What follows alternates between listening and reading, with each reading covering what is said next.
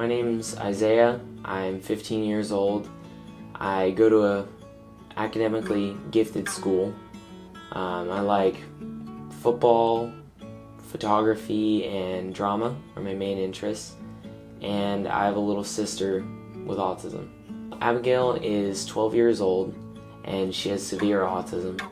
So being as we're only 3 years apart, I've pretty much known autism my whole life, and I've really grown up with it. When I was younger, I played Pop Warner football, and so sometimes my parents would try to bring Abigail to the games with them because we didn't have anyone to watch her.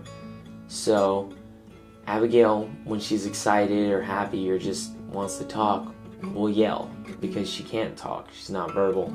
So she'll yell and make noises and things that aren't typical.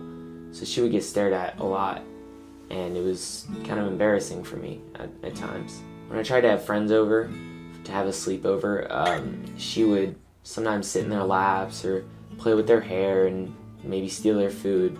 So that was really hard for me because Abigail made it so that I couldn't fit in as much, and so I felt really embarrassed and really awkward, and it made it hard for me to enjoy inviting people over to my house. When we would go to places like Disney or the movies, you never know when Abigail's going to have a meltdown. And so when she does, you have to leave the situation.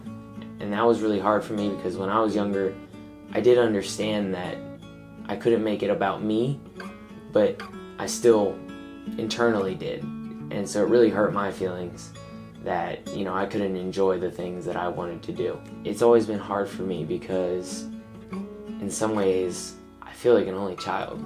Abby's nonverbal, so I never really have someone I can go to and talk to. Sorry. It's really hard to be a sibling but not have that same sibling bond that you see on movies and TV and in real life.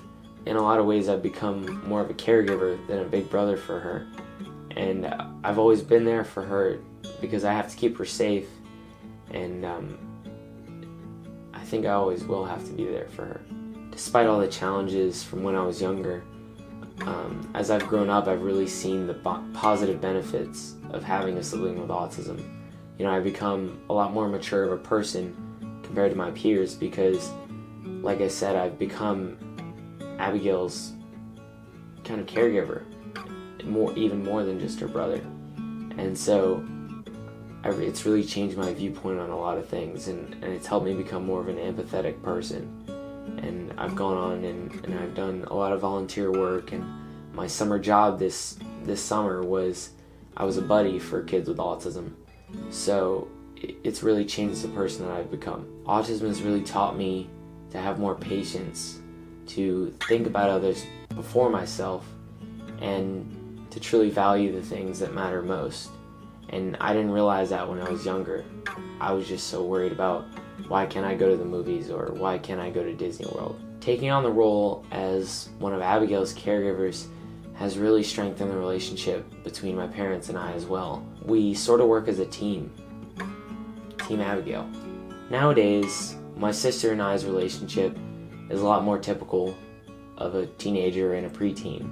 Sometimes she gets annoyed with me and I get annoyed with her, but we have an incredibly strong bond now.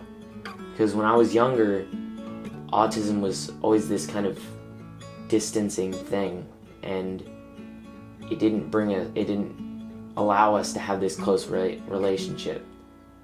And it's really helped me realize that autism is not a thing, it's a person, and it defines who she is. I'm no longer embarrassed by Abigail and how she acts because of autism. It's just part of my life. Looking back, I've definitely had a lot of challenges in my life because of my sister's autism. But I think that the benefits greatly outweigh the challenges. Because of autism, I've become a more mature, caring, and empathetic person. And I know that all of those things are going to really help me and affect my future. So I wouldn't change that for the world. I wouldn't change my life, and I wouldn't change my sister.